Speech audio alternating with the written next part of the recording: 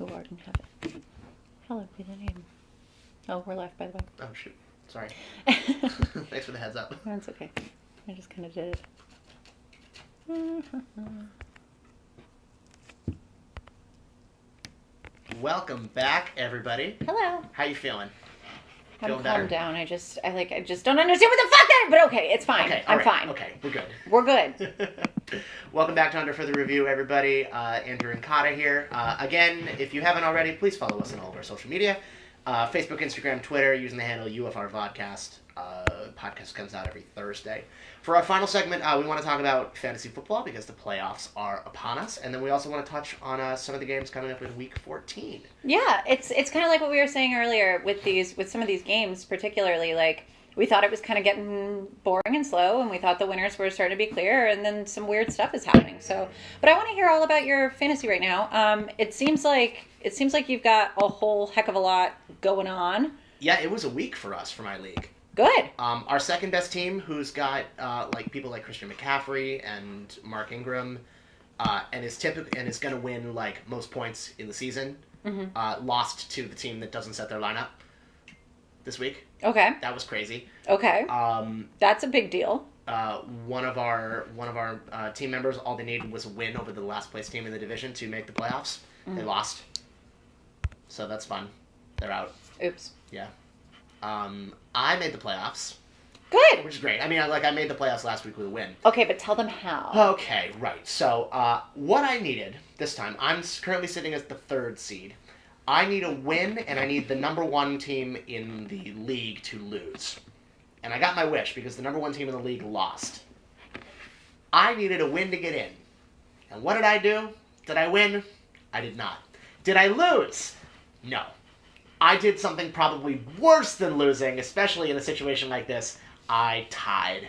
See, it's amazing to me because in all my years of fantasy football, like winning or losing a game by like a point something, something point something, like even just a margin of a point is what I'm saying.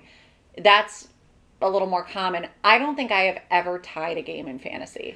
We switched to a decimal point system this year, and I was like, okay, so it's going to virtually eliminate ties. Right. We had, I think, 2 ties last year. That's the reason why people do it, is so that there aren't ties. Exactly right.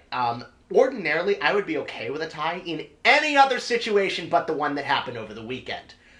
Because sometimes a tie will give you the extra half game that you need to, like, slip in over somebody. I'm going to lose the division by a half a game. I started the Philadelphia defense against Miami. Oof, brutal. The Philadelphia defense, and I thought they'd be okay, because Philadelphia has Miami, they have the Giants, they have the Redskins, and then they have somebody else, but it's fine, because I have the Bills on my bench. Right. The Philadelphia defense... Why would you not would you not play the Bills? Because they were playing the Cowboys, and I didn't know how that game was going to go. That's a no-brainer. And they're playing the Ravens next week. We'll talk about that in a minute. Okay. But I would have won the game if I had not started a defense at all. Because the Eagles put up -1 on the board. Yeah. So I'm going to lose the division by a half a game. I blame the LA Chargers for my defeat. Well, not my defeat. It feels like a defeat. It feels like I lost. I blame the LA Chargers because there was a pass interference call that wasn't pass interference. So now you've got feelings about that, I'm sure, too. I'm sure I do. I just want them changed. I don't know. That pass interference call wasn't pass interference. And it's stupid because it set up the Broncos' game-winning field goal, when if there wasn't pass interference, there probably would have been overtime and a chance for me and my 2 players, Austin Eckler and Hunter Henry, to get even one more measly fucking yard. But that didn't happen. And so I tied 80.1 to 80.1 in the very, very last game of the season. Oh my God.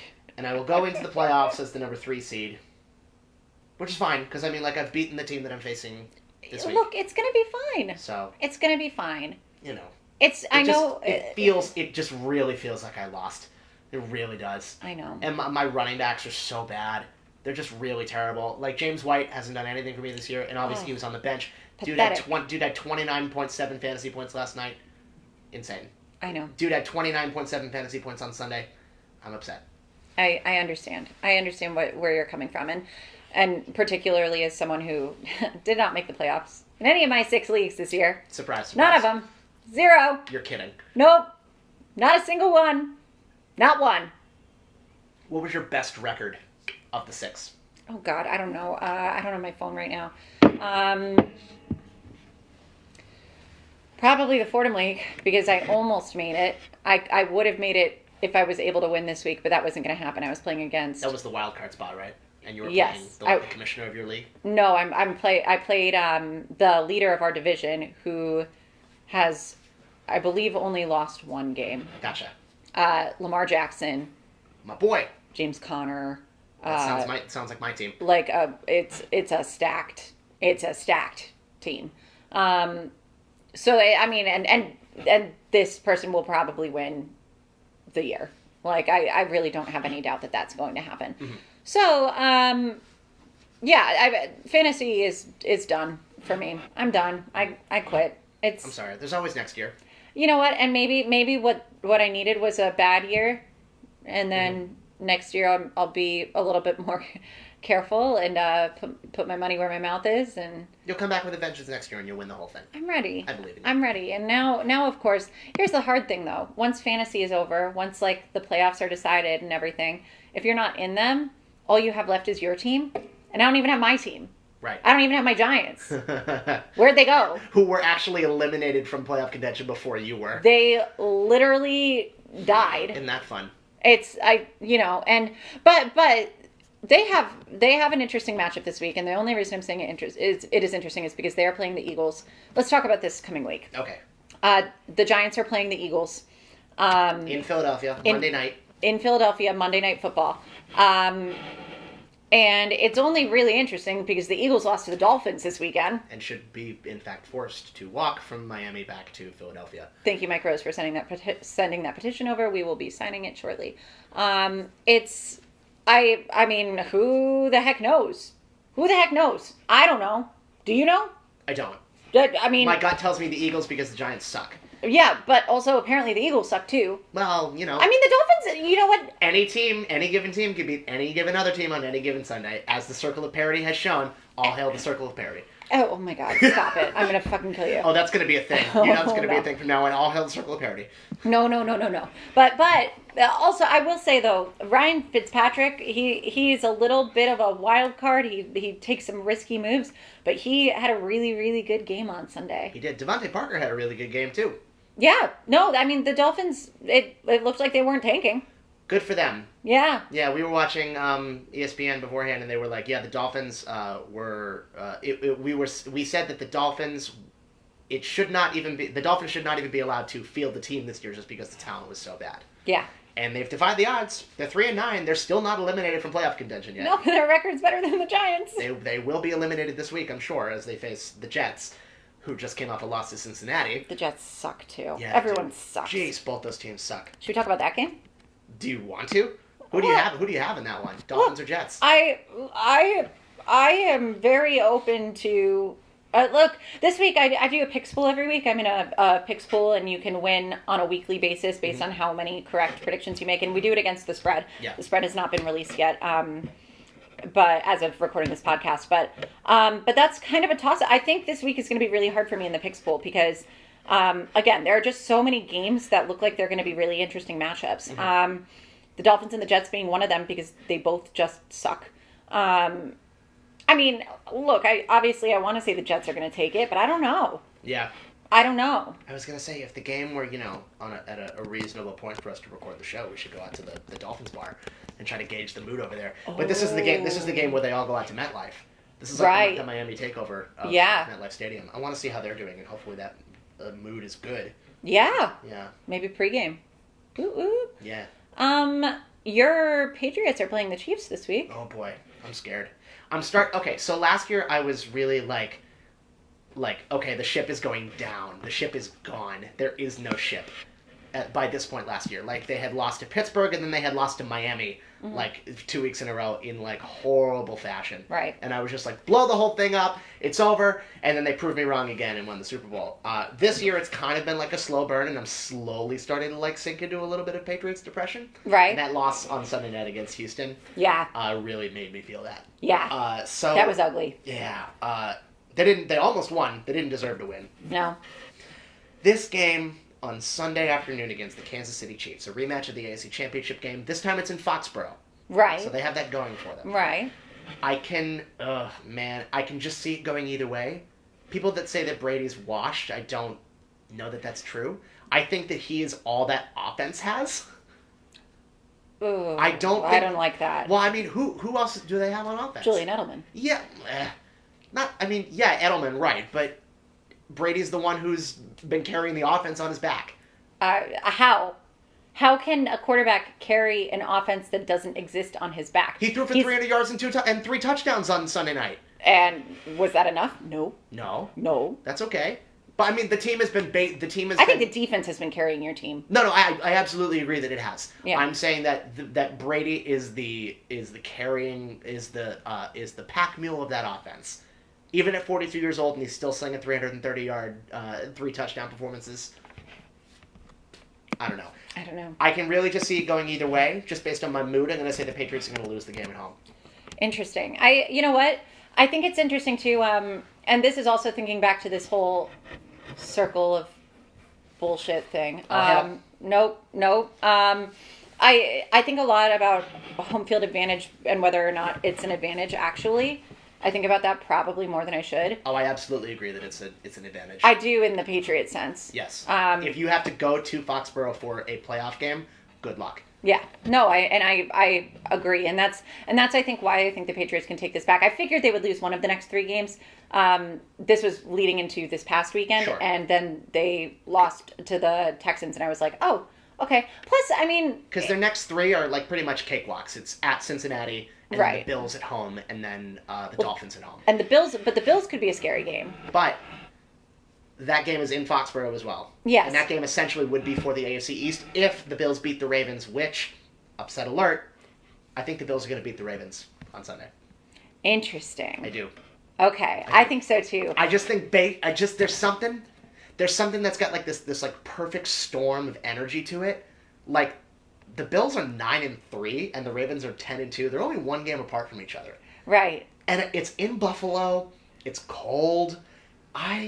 There's something about this game. This is like the trap game for the Ravens. You know, exactly. There's something about this team, this very dynamic team, which played a very, as we correctly predicted, the most exciting game of Thanksgiving, was the Bill. I mean, the Bills they're electric. I don't know if it was the best game. I think it was the best team of Thanksgiving. But the Buffalo Bills. But they're an electric team. They're doing some really, traditional football stuff. Because it's all apparently about the bells and whistles these days, but they have their offense is very good at communicating with each other. Their defense is fire. Yeah, their defense is really good. And you know what? And there's that thing like about, just when you think it's too good to be true, it's probably because it is. That is the Ravens for me right now. Well, we're going to find out on Sunday, I think. Oh, we are. Yeah. We are. I think it's going to be Bills over Ravens in like a shootout. It's going to be like 35-34. Like Lamar will still, run for a touchdown and throw for 2 more. Okay. But I think the Bills have like a slight, like they have a drive at the end of the game and Josh Allen hits John Brown for the game-winning touchdown or something like that. Right. It's going to be like a hard-earned victory for the Bills, I think.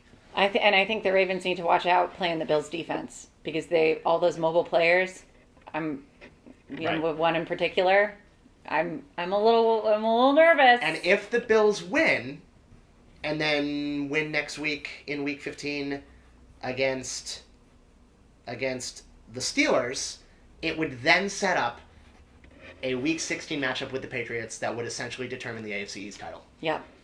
Isn't this what football wanted? How exciting is this? Is it like a team challenging the Patriots for the AFC East? Yeah. That's exciting. This is sexy. I love it. Even though we all know how it's going to go.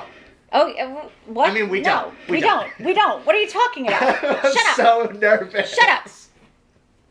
So nervous. All right. The San Francisco 49ers are playing the Saints. Yo, this will be fun. This is going to be real fun. Yeah, San Francisco coming off a loss to Baltimore. Yup. Playing Drew Brees. Yup. And that team, did they lose last week? The Saints? They no, they won on Thanksgiving. Yeah. In New Orleans. Who do you like? I mean, I hate to say it, I like the Niners. Okay. I do. I think the Saints are still what we saw on Thanksgiving was obviously the byproduct of like a really good Saints team and like a really not good Falcons team. But I still think that the Saints are kind of trying to find their footing with Drew Brees back. I still don't think they've found what they had back at the beginning of the season with Drew Brees. And I think this will determine whether the Saints have a shot at the Super Bowl. I think this is the game. Are the Niners still the best team in football? Yes. Okay. Even yes. with the loss to Baltimore? Okay. Do the 49ers have a better chance of winning the Super Bowl than the Ravens do? Yes. Okay. But I'll give you that. But here's the thing. This game could very well likely be your NFC Championship. But I don't think that Baltimore has anything to do with determining that they're the best team in football, because I still think that the Bills might be the best team in football right now. That's bold. That's bold. Very bold. I'm bold. Next up, we have the Chargers and the Jaguars featuring Gardner Minshew II. Lord Gardner Minshew makes his triumphant return to the gridiron after Sir Nick Foles was benched at halftime. And fucking finally, may I just say... Why, finally? He was in there for a game and a half and got benched. I mean, look, I don't know what to tell you. I think... I just honestly, there's something about him. Screw the Chargers. Jaguars by 1,000,000. I think there's something about Minshew that he's got that leadership quality. I think so too. I think that he's got a really good opportunity to lead this team to a nice little victory against Fertile Phil. If they can get Foles back to Philadelphia somehow, Philadelphia's going to win the Super Bowl. Wouldn't it would that never be happen. great? No, because they're paying him way too much money. But now they're paying him so much money to sit on the bench. Exactly right. How are they going to fix this? They didn't know he was going to break his collarbone. They didn't know that was going to happen. No, of course not. But I mean, he's also not a spring chicken. Like, anything can happen. This is what investments are. Yeah. Right. He goes to Jacksonville and suddenly becomes Carson Wentz. Like, oh well. I don't know. Lastly, the last game I want to talk about, I don't know if this is yours, Seahawks-Rams. Yes, absolutely. Seahawks at Rams. Are the Seahawks the best team in football that no one's talking about? Oh, I love this question! Because I think they are. I think the Seahawks are just spectacular little beautiful birds. I don't know. I hate birds. I saw this thing on NFL Network where they predicted that the Seahawks could get the number 1 seed in the NFC. And the 49ers finished 13-3 as the 5 seed. That turns me on. I love that. Seattle finishes 14-2 with the number 1 seed in the NFC. I love it. Isn't that wild? I love it. I love it. Crazy to me. I love everything about this Seahawks team. And I hate almost everything about this Rams team except for Aaron Donald. Although, this past weekend, Todd Gurley looked like Todd Gurley. He did. Whatever that means. A couple of touchdowns. Whatever that means these days. Back to form, he's been doing really well. Yeah, I mean, I don't know. But I love everything about the Seahawks right now. I think they've really got a good shot at this. Mm-hmm. That's going to be a really fun game. This is, you know what? I just rounding this all out. Again, a week of football where I actually genuinely, these past few weeks have kind of been okay, this is probably a really bad thing for a person who works in sports to say, but tune in and out. Some of the matchups just weren't that great. This is a week of excellent matchups. Isn't that interesting? As the season winds down, the games get more interesting. How about that? I mean, go figure. Well, all right. Well, when you put it that way, as it gets colder, the games only get hotter.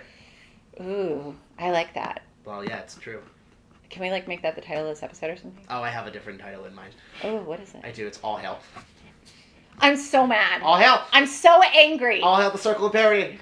Kids, we want to thank you for joining us for another week of Under Further Review and putting our games under further review and looking at the future under further review. And we are under further review. And putting our sanity under further review. Of course, yep. Of course. Always. You guys know what to do. Shoot us emails. andrewandankata@gmail.com. If we like you, we'll probably respond. Follow us on Facebook, Instagram, Twitter, YouTube. We post things pretty quickly. Check out lastwordonsports.com for our weekly podcast recap. Usually comes out a couple days after the podcast does. And, podcast comes out every Thursday. So, Apple Podcasts. Not Spotify. SoundCloud. Everywhere else, though. Yeah. Yeah. Yeah, it's good stuff. So yeah, just keep your eyes peeled, and we hope you guys have a great week and stay warm. Stay warm, Noggies. Yeah, stay warm if you're in the city. I'm cold. I'm not leaving my house the rest of the day. Yeah, my socks are wet. I have a hole in the bottom of my boot. Yeah, you need new shoes. I do. I'm working on it, okay? I have an LL Bean gift card that failed me, so... All right, well, just don't make me go all Croatian mother on you. I won't. Okay. Okay. All right, kids. Have a good week. Enjoy. Football's awesome. The circle of parity fucking sucks. It's great. All hail. And I'm Kata. I'm Andrew. Cheers. Bye.